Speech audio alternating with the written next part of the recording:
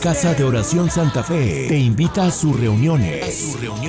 Miércoles 8 p.m., domingos 8 a.m. y 11:30 a.m. Estamos ubicados en Plaza Santa Fe, Boulevard República de Honduras 104, Interior 9, Hacienda Santa Fe, Tlajomulco de Zúñiga, Jalisco. Casa de Oración Santa Fe, un lugar para adorar.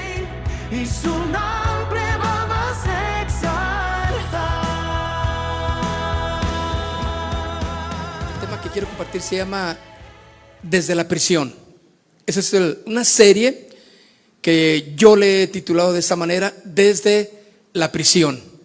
Y bueno, vamos a hablar sobre las epístolas del apóstol Pablo, ¿verdad? Y vamos a enfocarnos en la primera que es, bueno, la segunda más bien, que es Efesios.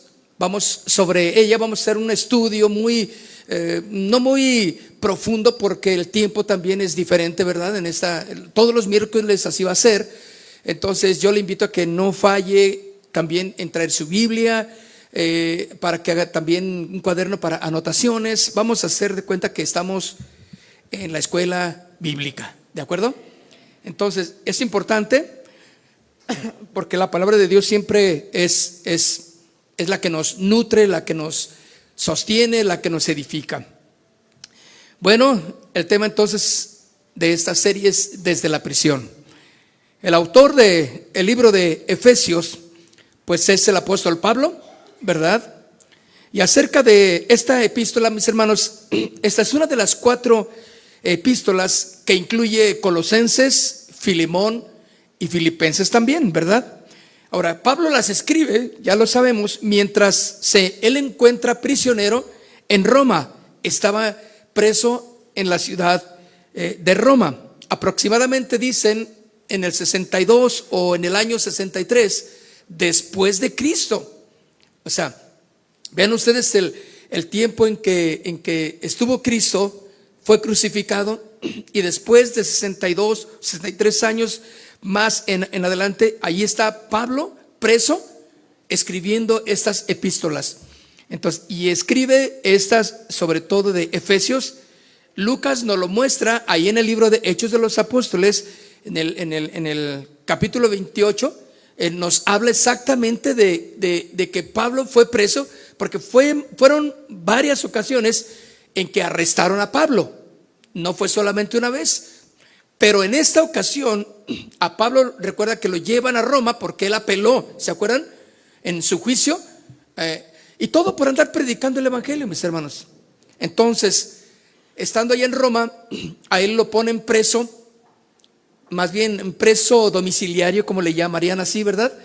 Entonces, ahí en casa pero no dejaba de ser pues una prisión o un lugar donde no podía él hacer muchas cosas que quisiera, pero ahí dice que venían los hermanos a visitarle y él predicaba ahí, oraba por ellos, y de una manera muy, muy hermosa, mis hermanos, lo que nos habla ahí Hechos 28 del 16 en adelante, ¿verdad?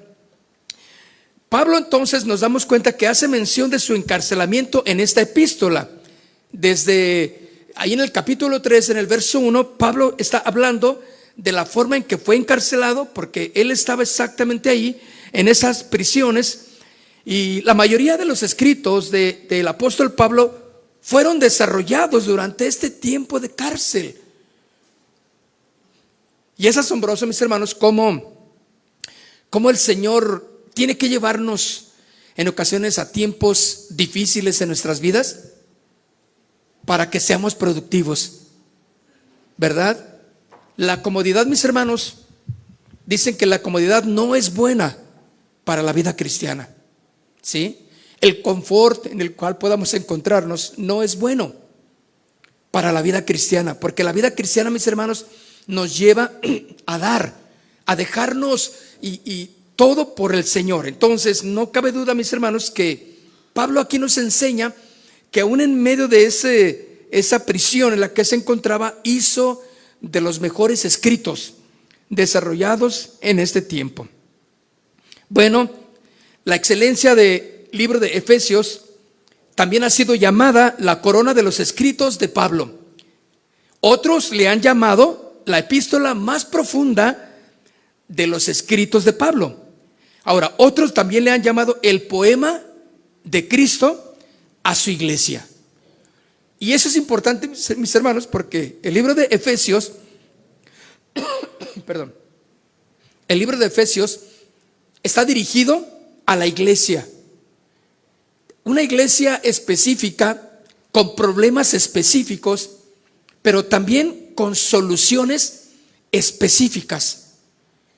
Y podemos entender entonces que el corazón de Cristo, al utilizar a Pablo, lo utiliza para que edifique, para que enseñe a la iglesia. En este caso, era la iglesia de Éfeso. Ahora recordemos, mis hermanos, que una iglesia, si no está bien cimentada, si no está bien afirmada en la palabra, escúcheme, es una iglesia que va a perecer. Es una iglesia que se va a morir, primeramente espiritualmente. Después de ello, mis hermanos, viene la otra degradación en la vida de una iglesia. Por eso, cuando Cristo utiliza a Pablo o a través del Espíritu Santo para que nos hable, nos enseña que hay un poema de Cristo para que la iglesia pueda entender que quiénes somos, qué es lo que Cristo hizo en nosotros, por qué estamos aquí, cuáles son las causas o los efectos y resultados de nuestros sufrimientos, porque todos tenemos sufrimientos, ¿verdad? En esta vida, ¿no? Ya lo vemos. Desaparece uno, viene otro sufrimiento y viene una calma, pero no te confíes, porque después de esa calma, viene una tormenta, ¿sí o no? Pero también después de esa tormenta viene otra calma. Pero los cristianos somos afianzados a través de ese poema de Cristo, usando a Pablo para hablarnos a nosotros como iglesia. Esta epístola de Efesios, mis hermanos, nos dice mucho en cuanto a nuestras vidas como cristianos. Nos dice mucho en cuanto a nuestra comunión con Dios. Nos dice mucho en cuanto a nuestra familia, en cuanto a nuestro trabajo. ¿Sí? Ahí en Hechos 12, 24, Hechos 18, ustedes lo estoy dejando nada más de referencia. Estás hablando sobre la relación de la iglesia. Ahora, este bosquejo, mis hermanos, que aparece en Efesios, no es un simple bosquejo común, no. ¿Por qué? Porque este libro de Efesios, ahorita lo vamos a desglosar un poquito más. Nos estoy dando una síntesis general de lo que sería Efesios, para que lo podamos entender, ¿verdad? Bueno, en este simple aparente bosquejo de Efesios, mis hermanos, ahí hay algo muy importante: el llamado de la iglesia, la conducta de la iglesia, los conflictos de la iglesia. Eso es lo que se desarrolla en este libro de Efesios. Ahora, el propósito de Dios se manifiesta en este libro de Efesios. El problema también con el hombre se menciona aquí. El problema de la iglesia, el ruego por la unidad de la iglesia, son temas vitales, trascendentales, que Pablo, a través del libro de Efesios, nos habla de cómo debemos de ser. Porque no cabe duda que nosotros somos una iglesia, ¿sí o no? Dejemos el título que tenemos, Casa de Oración, dejémoslos a un lado. Seguimos siendo una iglesia cristiana. De acuerdo al título, pues ya es el apellido que se le pone, pero no, lo importante es que somos una iglesia cristiana. Y por lo tanto, tenemos que aprender a saber a qué hemos sido llamados, cuál es la relación que debemos de tener. Fíjense, una y otra vez, en el capítulo 1 y capítulo 2 de Efesios, Pablo está diciendo que somos para alabanza de Dios. O sea, cuando podemos entender que somos para alabanza y gloria de Dios, eso, mis hermanos, nos lleva a entender el propósito, uno de los propósitos que tenemos como iglesia. No es simplemente venir, me siento y denme, y qué me van a decir ahora, y salir y criticar o platicar sobre el tema. No lo entendí, pero hoy estuvo medio aburridón. Hoy sentí que esto, hoy siento, y no, ese no es nuestro papel. Es venir, sentarnos, adorar al Señor, proclamar su grandeza y ser enseñados, edificados, ¿sí?, con la palabra para un buen funcionamiento entre nosotros. Bueno, ¿cuál es el lugar de la iglesia? También ese es uno de los puntos que trata este libro. ¿Cuál es el lugar de la iglesia? El ruego que Pablo hace por la unidad de la iglesia, ¿sí? La iglesia, mis hermanos, en Éfeso cubre completamente todas las actividades de la misma. El cuerpo y la plenitud de Cristo. Estamos vivos por medio de Cristo. Ahora, la palabra clave que podemos entender en este libro de Efesios, sí, es en Cristo. Muy seguido Pablo lo menciona, esta frase, en Cristo. Esta expresión se usa aproximadamente 200 veces en todas las epístolas del apóstol Pablo, y aproximadamente unas 30 veces la utiliza en el libro de los Efesios. Entonces, quiere decir que el centro de lo que Pablo nos está enseñando, y el centro de cada una de las iglesias debe de ser Cristo. ¿Me entiende? Ese debe de ser el centro de nuestra reunión, el centro de nuestro enfoque por el cual venimos a la iglesia. Cuando nosotros perdemos el enfoque de a qué venimos, la razón por la que venimos, hermanos, te vas a enfadar. No vas a durar mucho tiempo en la iglesia donde tú vayas a estar, y si es en esta y en donde sea, porque tu objetivo es que te llenen el tanque, como cuando llegamos a la gasolinera en nuestro auto, y el objetivo que tenemos es, a ver, ¿qué van a decir? Ese tema, no, eso no, eso está aburrido, eso ya me lo sé. ¿Será? O sea, ¿será que el Espíritu Santo en su amplitud quiere hablarnos, pero no encuentra corazones para que puedan escuchar la voz? Bueno, en Cristo, aproximadamente 30 veces en este libro de los Efesios. Otras palabras que aparecen aquí con frecuencia, pues son juntos. Fíjense, son palabras muy bonitas para la iglesia, ¿sí? Pero también otra palabra que aparece muy seguido es en los lugares celestiales. O sea, muy hermoso. También otra palabra que aparece es riquezas. Eso está tremendo, porque yo necesito las riquezas de mi Padre en mi vida, ¿sí o no? Otra palabra que aparece es la unidad. Uno de los enfoques de Pablo en la iglesia era la unidad. Recuerden, la iglesia que estaba en la ciudad de Éfeso era una ciudad, mis hermanos, completamente llena de un avance. En aquellos tiempos era una ciudad muy bulliciosa. Por lo tanto, había gentes de todos los calibres, de todas las nacionalidades. Por lo tanto, en la iglesia estaban situaciones por las personas que eran los miembros de ahí. Algunos eran turísticos, como en ocasiones encontramos cristianos turistas, ¿verdad? Que no son de aquí, ni son de allá, ni tienen edad, ni porvenir. Y ser feliz es su color de identidad. Pero son personas que no tienen, no están cimentados. Es lo que es en sí lo que quiero decirles, ¿no?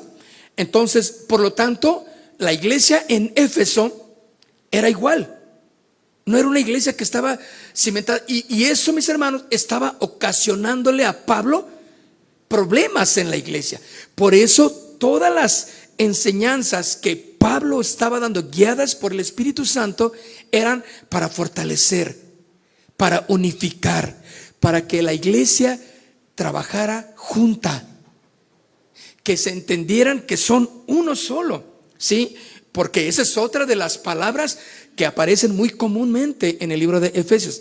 Uno, para que sean uno, indicando la unidad que solo el amor de Dios puede dar. ¿Están de acuerdo en eso? Bueno, bendito sea el Padre, dice, de nuestro Señor. Vayamos a Efesios, vaya conmigo al libro de Efesios, en el capítulo 1.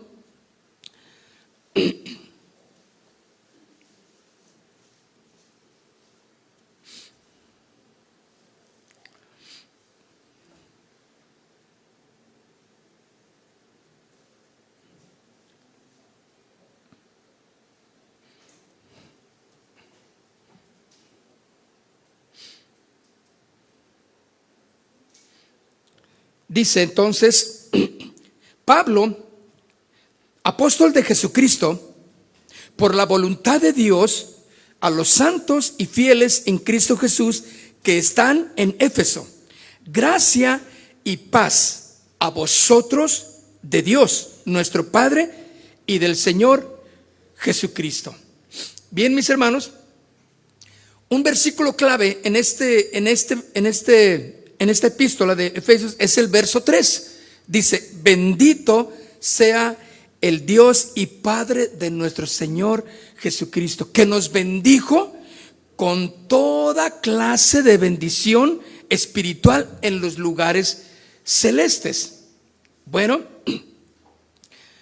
aquí, mis hermanos, en estos versículos podemos encontrar a la iglesia como el cuerpo de Cristo, que es la cabeza de la iglesia, dice, la cual es, bueno, el cuerpo, ¿de acuerdo?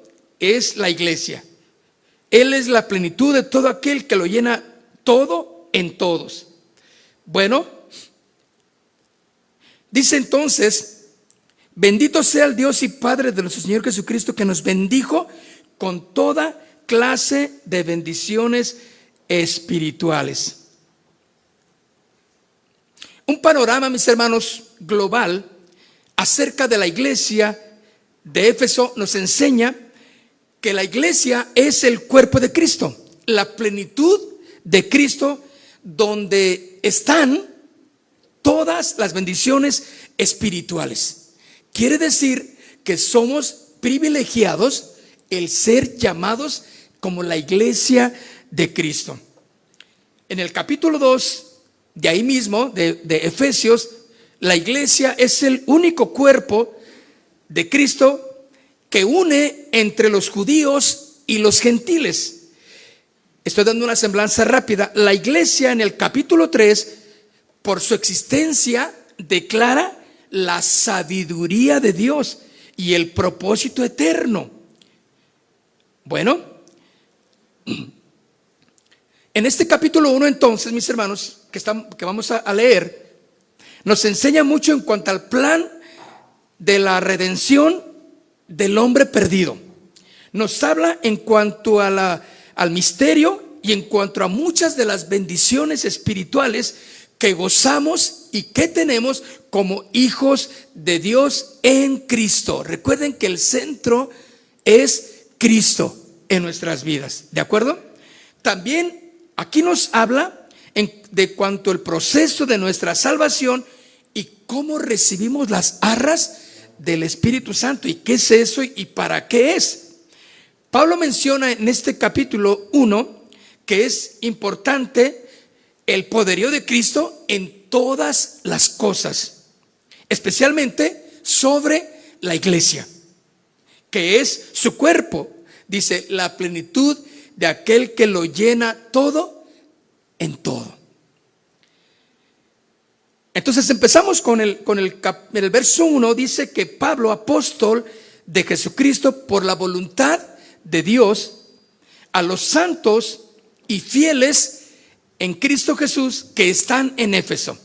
En este versículo encontramos una salutación, un saludo de Pablo a los hermanos de Éfeso. Pablo aquí, como podemos ver, es el autor de esta epístola, escrita mientras lo vamos a ver más al rato, como dice que estaba él preso en la cárcel. Lucas nos lo menciona también en Hechos de los Apóstoles 28. Dice, Pablo es un apóstol de Jesucristo. La palabra apóstol la han escuchado muchas veces, ¿verdad? Han escuchado apostolitis por ahí, apostolitis por acá, y apóstoles todo por acá, y esa es una palabra prácticamente que yo le tengo todo mi respeto a ese título, porque pues encontramos simplemente que esos hombres que hoy se mencionan como apóstoles, pues nada tienen que ver con la historia verdadera de un apóstol, ¿no? De Jesucristo. Pero mira lo que hace Pablo. Él dice apóstol de Jesucristo. Esta palabra apóstol viene del griego, que significa enviado, enviado por Dios. Y Pablo es un enviado por la voluntad de Dios para predicar el evangelio de Jesucristo.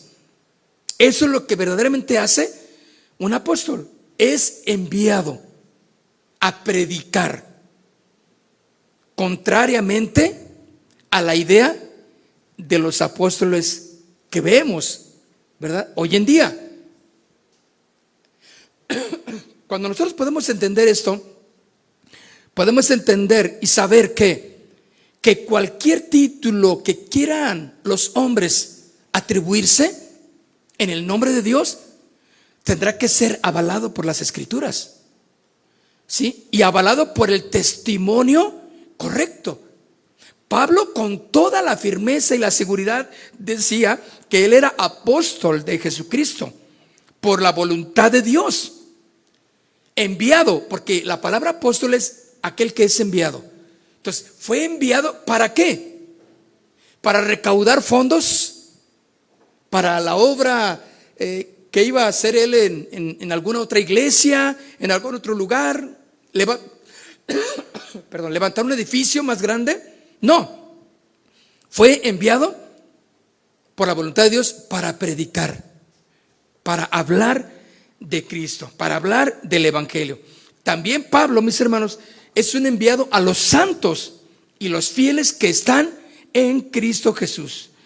La palabra santos, bueno, viene del griego y significa alguien que es puro, alguien que es moralmente, alguien que es sin culpa, algo que es la palabra santo, apartado del mal, significa también, alguien que es consagrado, eso es lo que es santo. Y estamos viendo esas definiciones y podemos ver también que no tiene nada que ver con los títulos que hoy día muchos, ¿verdad?, se ponen, o que la iglesia, cualquiera que sea, quiere poner a personas, gentes como santos. Bueno, pero de que hay santos de Dios, hay santos de Dios. ¿Quiénes son ellos? Bueno, todos los que son puros, los que viven una vida moral correcta, los que viven sin culpa porque han sido lavados por la sangre del Cordero, desde luego, ¿verdad? Los que viven apartados del mal, esos son los santos, aquellos que son consagrados al Señor. ¿Cuántos estamos consagrados al Señor? Todos nosotros, ¿verdad? En nuestro diario estamos en la lucha de apartarnos del mal, de no vivir en pecado. Entonces, Pablo está diciendo, apóstol de Jesucristo, por la voluntad de Dios, a los santos y fieles en Cristo Jesús.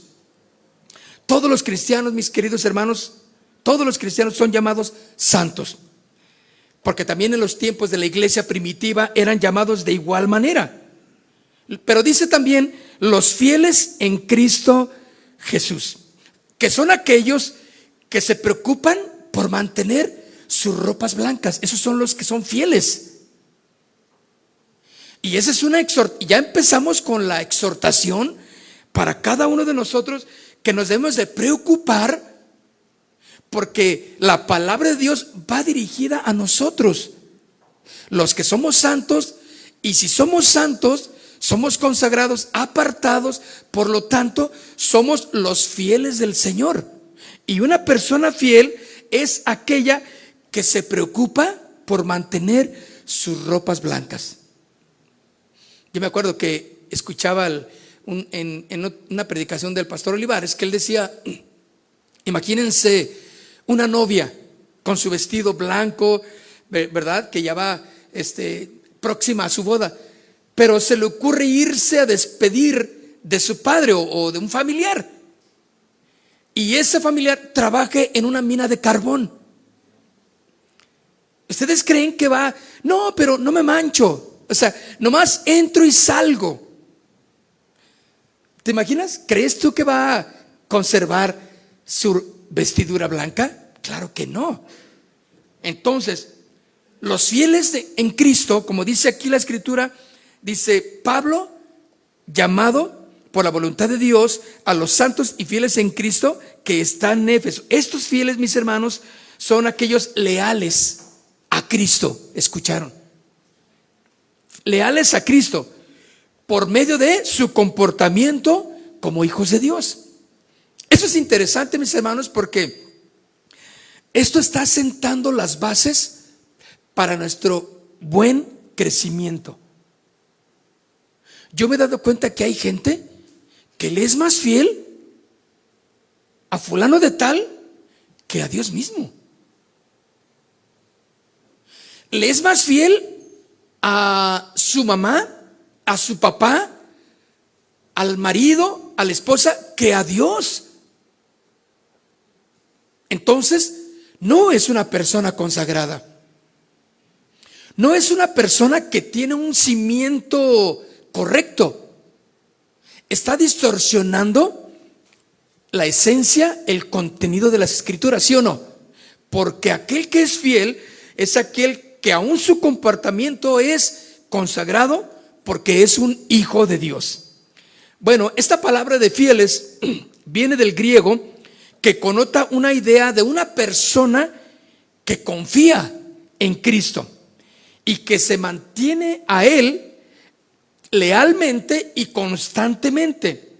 Es una persona como un creyente, un cristiano, que vive de tal manera que agrada a Dios en todas las cosas que está haciendo por medio de su conducta.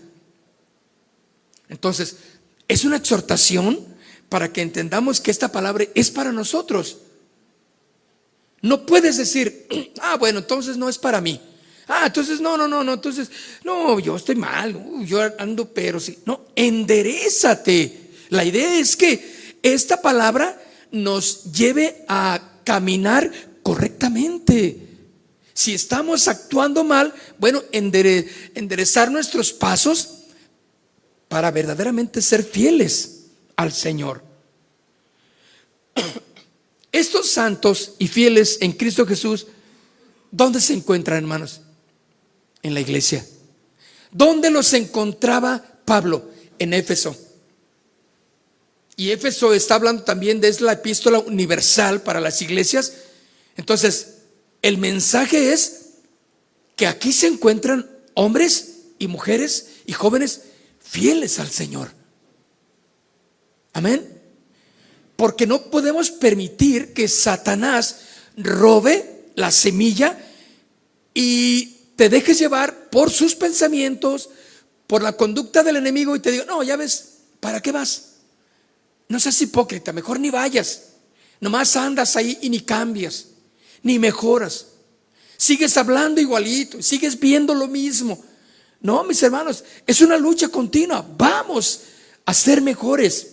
Eso habla de alguien que es fiel. Y estos santos fieles en Cristo, ¿en dónde se encuentran? ¿En la taberna? ¿En el bar? ¿En el antro? ¿En el estadio? En la iglesia. ¿Por qué? Porque la iglesia no es un lugar donde aquí se meten todos y se protegen y todos lloramos porque el enemigo ya nos trae. No, aquí venimos, nos edificamos, ¿sí? Nos llenamos del poder del Señor, le glorificamos, le exaltamos para ser efectivos allá afuera, para ser el testimonio en nuestra casa, para que tú y yo seamos de testimonio, compartamos el evangelio. Eso es ser fiel al Señor. Bueno, este mensaje era de Pablo a la iglesia, de los santos y de los fieles. Éfeso, mis hermanos, era una ciudad del occidente de Asia Menor y un centro muy importante en la historia de la iglesia primitiva. Éfeso está situada entre Mileto y Esmirna, a unos 5 kilómetros del mar Egeo. Entonces era prácticamente una ciudad marítima, ¿verdad? Bueno, su excelente acceso al mar la convirtió en el principal puerto de Asia durante el Imperio Romano. Los romanos sí que le sacaron jugo a la iglesia, a la ciudad de Éfeso, ¿verdad? Entonces, recuerdan que allí también estaba el gran templo de la diosa Diana. Bueno, entonces no era cualquier ciudad, era una ciudad, mis hermanos, muy importante religiosamente hablando, porque allí estaba una de las 7 maravillas del mundo de aquel tiempo, ¿sí? Este templo de Diana era una forma donde se sostenía gran parte de la ciudad de Éfeso. Aparte de las cuestiones marítimas, de las cuestiones de la pesca, del comercio, había una forma de ganancia ahí muy importante, que era la que daba el templo de esa pequeñita diosa Diana. En Hechos 19:23, ahí anótelo nada más, Hechos 19:23 habla de cuando Pablo llega a Éfeso por primera vez y se encuentra que Pablo, como apóstol, va exactamente a predicar. Y pues no, el sindicato de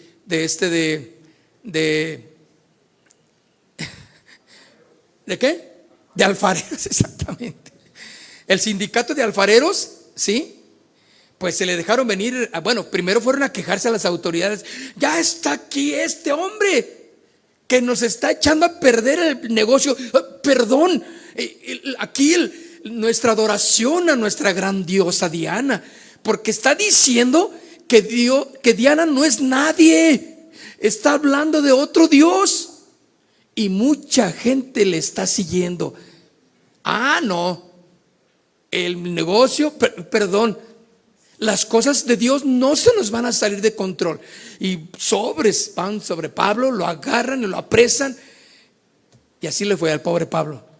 Pero eso es lo que hacía verdaderamente alguien que es un santo y un fiel. Predica el evangelio, habla de Cristo, ¿verdad? Bueno, también era un centro muy importante, Éfeso, de una perversión inmoral, desde luego. Pero hay algo muy importante, mis hermanos. En medio de un lugar como en el que se encontró Pablo, tremendo y terrible, idólatra, porque él se paró y vio el templo gigante, enorme, lujoso de la gran diosa Diana. Pero él no se asombró de ello, se asombró de la gran idolatría que había, el negocio que daba para todos, las peregrinaciones, veía las mandas, veía todo lo que la gente se colgaba para agradar a la diosa, los rituales que se hacían. Pero aún en medio de toda esa prevaleciente idolatría y perversidad, mis hermanos, el pueblo de Dios se mantuvo santo, apartado y fiel al Señor. Hay un hermano que me dice: hay una casa de oración en Talpa. Una casa de oración. ¿Ya has ido? Está muy interesante. Yo no he ido, pero sé que está allí. Y yo digo, ¿de verdad? ¿Y cómo? Porque cuando anteriormente yo sabía que que estaban llevando el evangelio ahí a Talpa de, ¿es Talpa de Allende? ¿Es así Talpa? ¿Es la misma? Ok. Y yo decía, oye, pero no los han apedreado. Ay, sí, hermano, años atrás, ¿no? No, ya nos corrieron, nos sacaron de ahí del pueblo, pero perseveramos hablándoles de Cristo y nosotros nos fuimos y se quedó ahí la semilla. Aún a un hermano que aceptó al Señor en su corazón en ese lugar y que tenía un expendio de aguas, garrafones con agua, pues, ¿no? Y toda esta cosa, pues se convirtió al Señor, bien fiel, ofreció su casa e invitó a alguien que viniera de casa de oración a predicarles, a hablarles. Pues que se arman, órale, vámonos. Y ahí está una iglesia en Talpa, independientemente de todo lo que representa, ¿sí? Ese pequeño, bueno, ¿qué? ¿Ciudad? ¿Pueblo? Pueblo, ¿verdad? Ese pequeño pueblo, allí hay una iglesia que está proclamando a Jesús. Y tal vez puede haber otras más, no sé. Pero estoy hablando de una iglesia que sí está predicando verdaderamente el evangelio. En medio de toda esa perversión, mis hermanos, en medio de esa idolatría, la iglesia debe de mantenerse fiel. Y esto nos enseña que no hay ningún motivo, tú no tienes ningún motivo para tener excusa y no mantenerte santo, leal y fiel a Dios. Amén.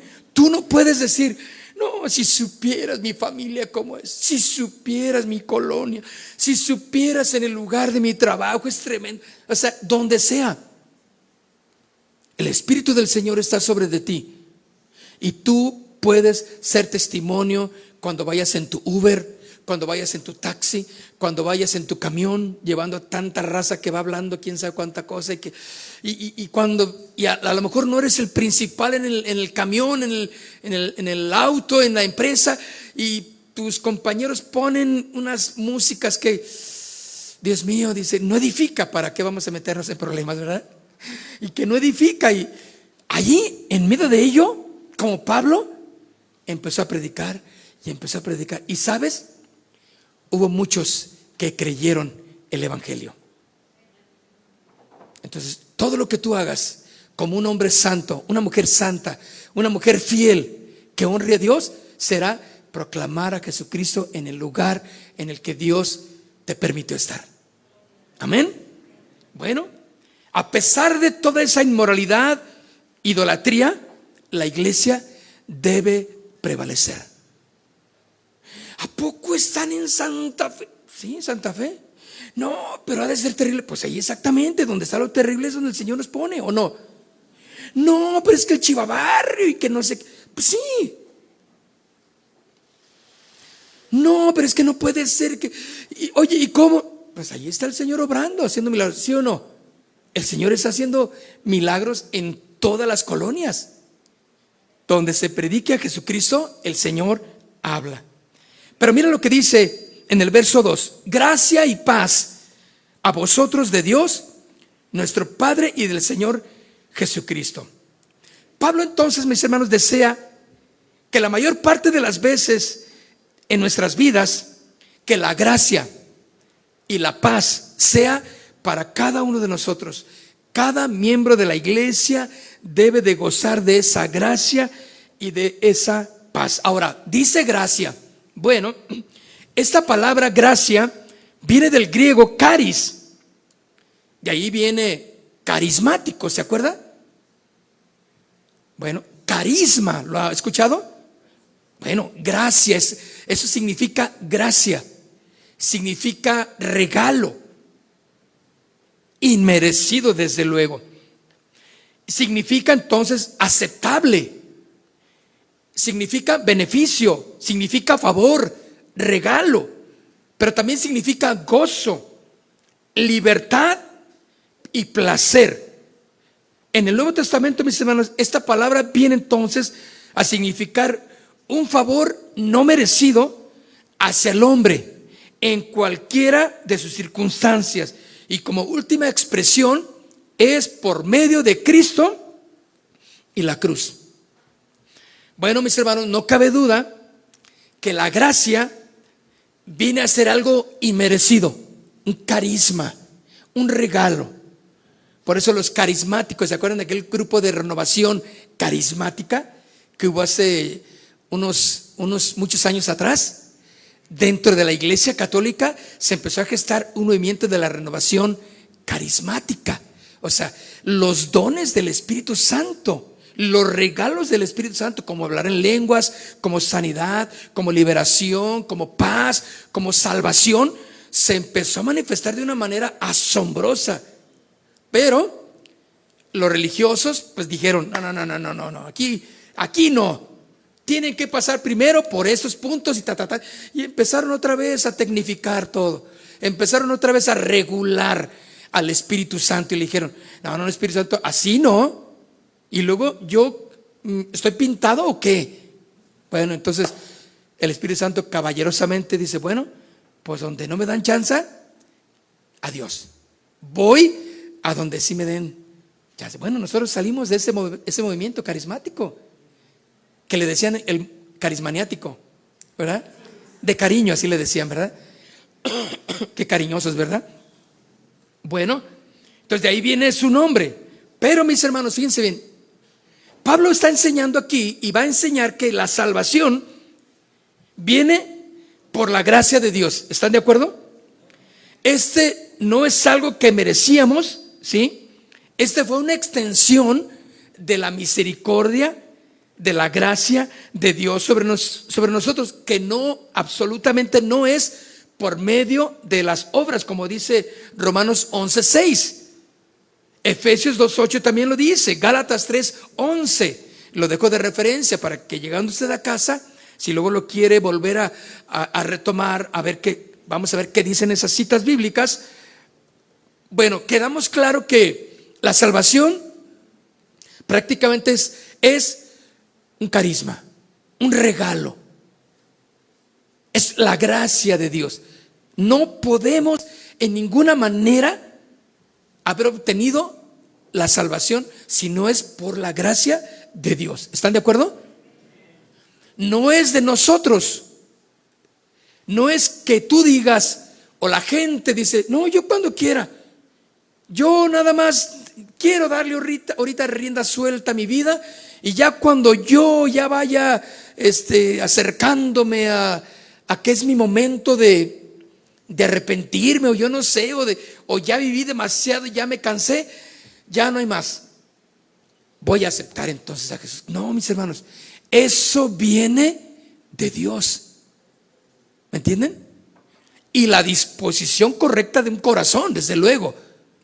Pero no es por ningún esfuerzo, no es por nada que tú puedas hacer y que el hombre pueda hacer que recibimos la salvación. Y eso nos enseña a ser agradecidos. Amén. Nos enseña a ser agradecidos. Entonces el apóstol, mis hermanos, desea todo esto para nosotros como cristianos. Desea que tengamos gracia y que tengamos paz. Esta paz, mis hermanos, y termino con esta palabra, esta paz viene del griego, que refleja la palabra hebrea shalom. ¿Se acuerda? Bueno, ahora nosotros tenemos esta palabra eirene, ¿sí? Que significa en griego, que es la traducción para el Nuevo Testamento, y la que nosotros, de donde se deriva el latín, donde de ahí vienen el derivado al español nuestro. Entonces viene esta palabra paz, pero en el hebreo original, es shalom. Esa sí la hemos escuchado, ¿verdad? Shalom, paz, como se saludan muchas personas, ¿verdad? Esa es una palabra que manifiesta o connota un bienestar en cuanto a la relación con nuestro Dios. Shalom, paz. El apóstol, mis hermanos, prisionero, fíjense, en medio de ese lugar en donde se encontraba, está hablando de paz, está hablando de gracia. ¿Cómo puede ser que en los lugares más terribles, humanamente hablando, pueden suceder las mejores cosas de Dios? Tú te puedes encontrar en la situación más terrible en tu corazón, en tu familia, en lo que te rodea, en tu trabajo, no hay trabajo, no sé, la cosa más terrible para ti, y Dios puede estar obrando las mejores cosas en tu vida. Pero tienes que entenderlo.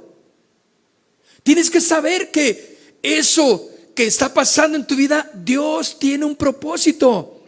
Que goces de su gracia y de su paz. Amén. Póngase de pie, por favor. Quiero que se ponga de pie y le demos gracias al Señor. Y quiero invitarle a que levante sus manos conmigo muy en alto. Vamos a ejercitarnos en una adoración porque le conocemos al Señor Jesús. Amén. Padre, queremos en esta noche darte gracias.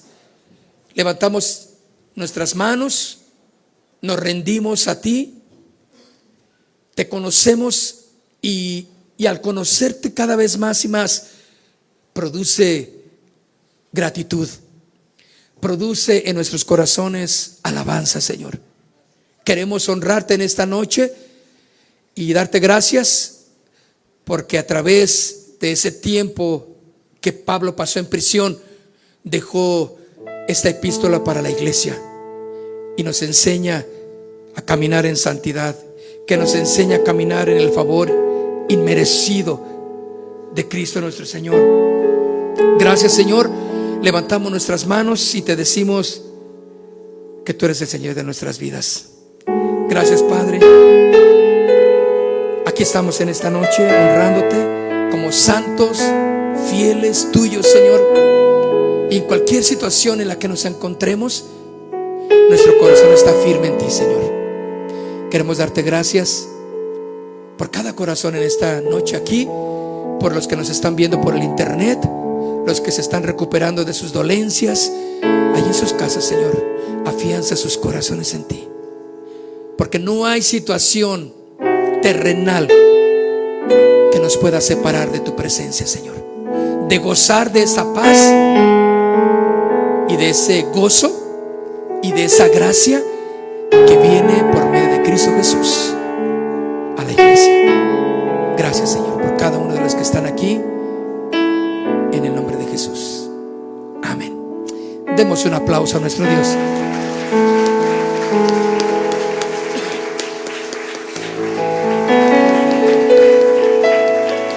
Amén. Gracias, Señor.